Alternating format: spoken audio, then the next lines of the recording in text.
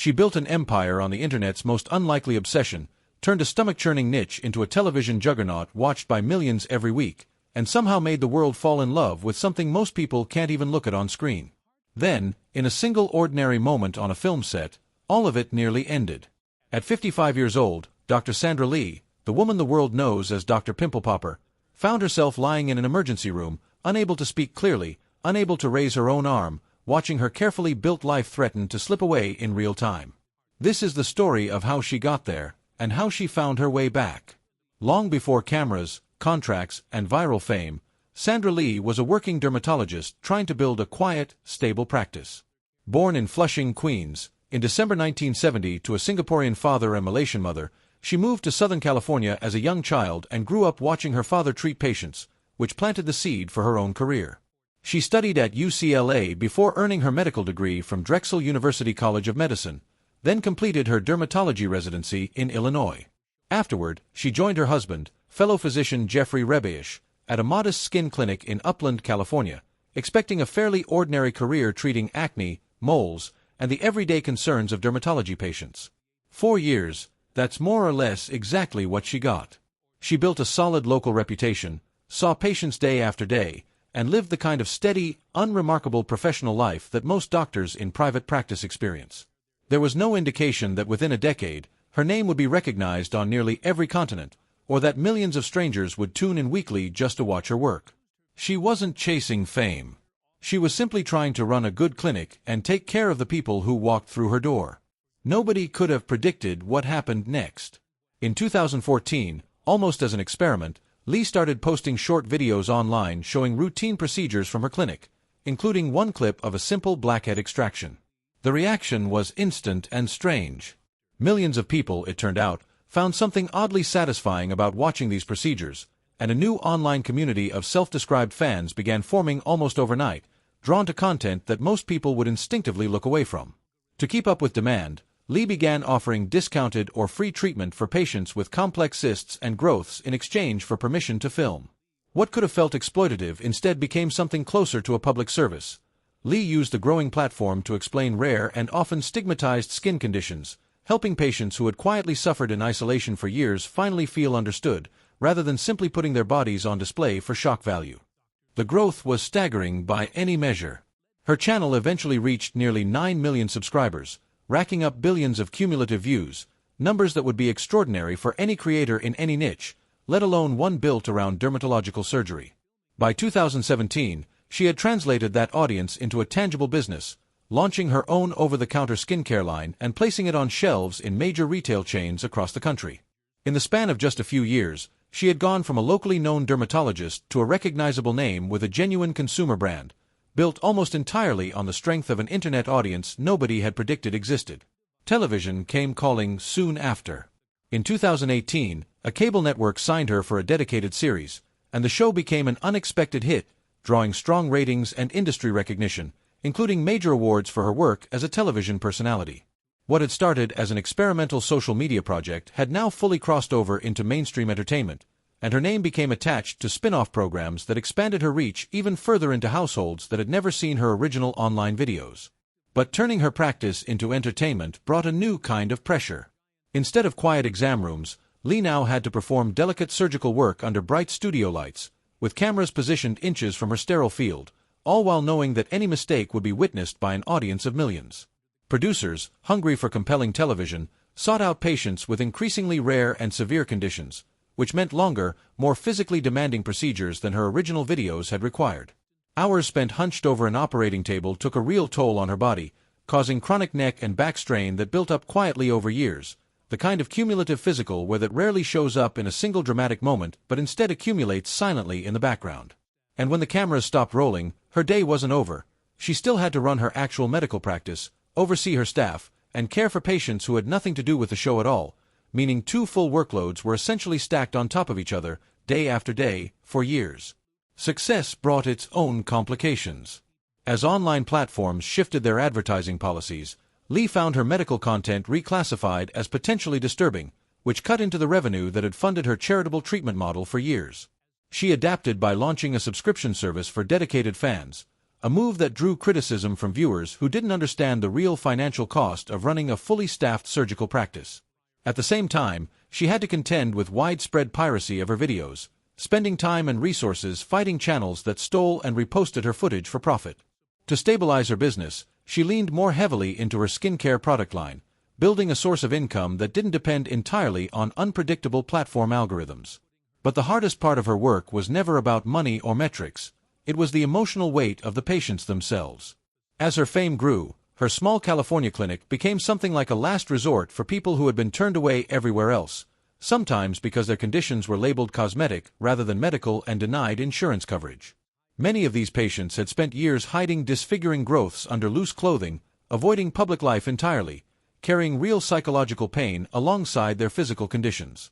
Some had gone years without leaving home, isolated not because of anything they had done, but simply because of how the world had treated them for looking different. Listening to those stories day after day, then carrying the responsibility of operating on people who saw her as their only hope, created a constant undercurrent of pressure that never really turned off, even after she went home to her family each night. Every consultation carried real stakes beyond the surgery itself. She wasn't just removing a cyst or reshaping tissue. She was, in many cases, handing someone back a version of themselves they hadn't been able to show the world in years. That kind of responsibility is heavy under any circumstances, but it becomes heavier still when a camera crew is standing a few feet away and a national audience will eventually watch the outcome unfold. A single complication on a face or a nerve could undo years of a patient's hope in a matter of seconds, and Lee has spoken about carrying that awareness into every single procedure she performed, television or not. That pressure existed alongside a broader public debate about the ethics of what she was doing. Critics and commentators questioned whether turning medical suffering into entertainment crossed an ethical line, comparing the genre to old-fashioned spectacle rather than genuine education. Lee pushed back by insisting on treating every patient with real dignity on camera, and her clinic eventually built in formal consent processes and mental health screening before any filming began, along with follow-up support to help patients handle the unexpected attention, and sometimes cruelty, that came after an episode aired. She maintained that she never let production schedules dictate medical decisions, and that patient well-being came before good television every time. Behind all of this was a marriage that mostly stayed out of the spotlight. Lee met her husband, Jeffrey Rebeish, in medical school, and the two married in 2000, eventually becoming business partners as well as life partners. While Lee became the public face of their brand, Rebeish quietly managed the administrative side of their clinic. Together, they made a deliberate choice to keep their two sons away from cameras and public attention entirely, wanting them to have as normal a childhood as possible despite their mother's fame. Maintaining that boundary meant long workdays, often 16 hours split between patients, business obligations, and filming, that left little room for ordinary family routines like unhurried dinners or vacations. Lee has described growing increasingly isolated from regular social life during these years, as nearly all of her energy went toward patients, staff, and production demands, while the physical demands of standing hunched over a surgical table for hours at a time slowly wore down her body. By late 2025, all of that accumulated strain reached a breaking point.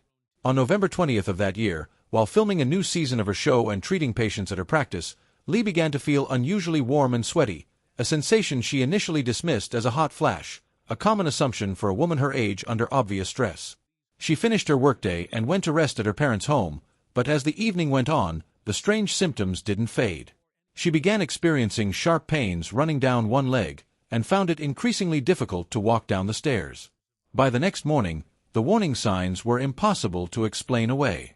When she raised her arm, her hand slowly collapsed downward, completely outside her control, and when she tried to speak, her words came out slurred.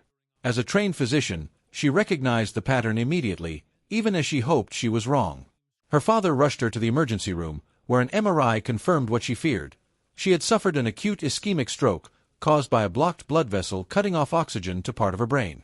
The diagnosis stunned everyone around her. Doctors later explained that her blood pressure and cholesterol had quietly drifted out of healthy ranges, likely compounded by years of relentless stress and physical exhaustion.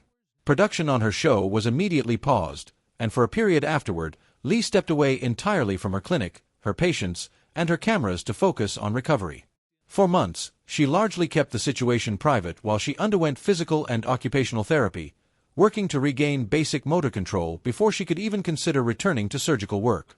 Rebuilding fine motor skills, the kind needed to hold a scalpel steadily or tie a precise suture, required extensive, repetitive practice, since even a small error during a real procedure could have serious consequences for a patient. For a surgeon, recovery isn't just about relearning how to hold a fork or button a shirt. It's about proving to yourself, millimeter by millimeter, that your hands can once again be trusted with someone else's face or body. That process took real time, patience, and repeated practice sessions that had nothing to do with television and everything to do with quietly rebuilding trust in her own body. By January, after roughly 2 months of dedicated therapy, she felt ready enough to return to filming, though her recovery was, by her own account, far from finished at that point. When she finally spoke publicly about what had happened, in the spring of 2026, she described the experience in stark terms, revealing that doctors had told her part of her brain tissue had died as a result of the stroke. She explained that returning to the studio afterward brought unexpected emotional aftershocks, something she has openly described as a form of post-traumatic stress. Stepping back under the same bright lights where her symptoms first appeared triggered vivid memories of that day, and she has said that returning to filming remains one of the more stressful parts of her life precisely because so many patients are counting on her.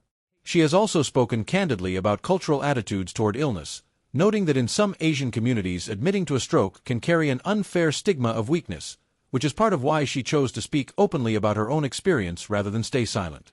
Rather than treating the stroke purely as a setback, Lee has used it as a turning point. She has committed to closely managing her blood pressure and cholesterol under medical supervision, and has used her platform to encourage others to take early warning signs, sudden weakness, slurred speech, sudden numbness, seriously rather than dismissing them the way she initially did. She has scaled back her workload, delegating more procedures to the associates and younger dermatologists at her practice, and has been more deliberate about setting limits on how much she takes on, both professionally and on camera. She has also spoken about making more space for her family, spending time with her husband and 2 sons that had often been squeezed out during her busiest years. At 55, her definition of success looks different than it did when her first viral video changed the direction of her life more than a decade ago. Building a global platform from a small suburban practice was an extraordinary achievement, but surviving a life-threatening health scare has clearly reshaped her priorities toward sustainability rather than sheer output. She continues practicing medicine and continues appearing on television, but now speaks openly about pacing herself, about tiredness that lingers longer than it used to, and about learning, sometimes the hard way, that no career, however meaningful, is worth sacrificing your health entirely.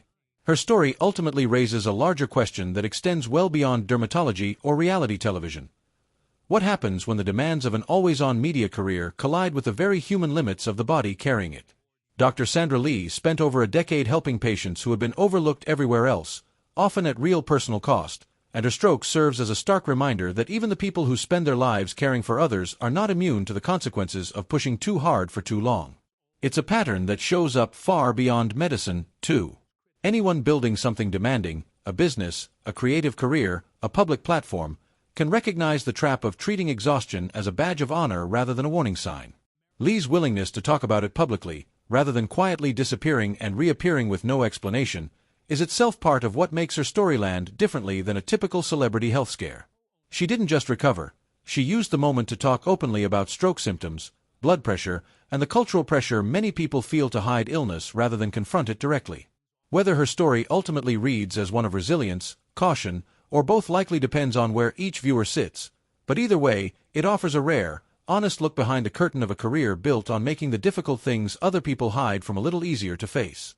And perhaps that's the most fitting outcome for a doctor who spent her entire career helping strangers feel less alone in their most vulnerable moments.